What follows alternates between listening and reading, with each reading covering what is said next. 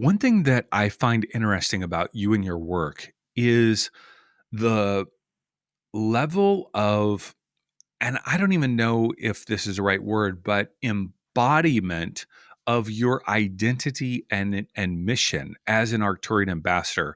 I'll interview a lot of people or talk to people and they're like, "Oh, I'm a star seed. I have galactic origins. In other timelines I'm this." To hear you talk about your mission, you're like, "No, no, no. Like I'm an Arcturian.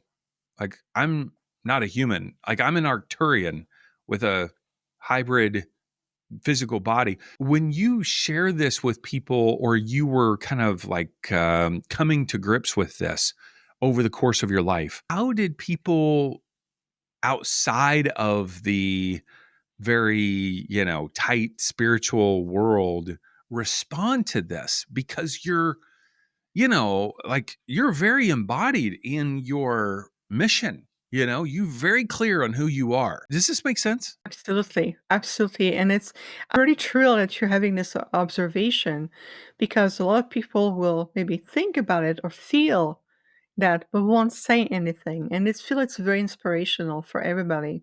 I always say one thing, "I am all that I am. Who else could I be?" And so even as a child growing up, whether it's being in elementary school or when I first started my first job, I didn't know what I was doing because of the context of the nature of the work, but I always knew where I was. The thing is, the way I feel, the way I perceive this reality, the way I see this planet, the way I perceive humanity, and the coexistence of everything in this symbiotic ecosystem is through the perspective of a nocturnal being.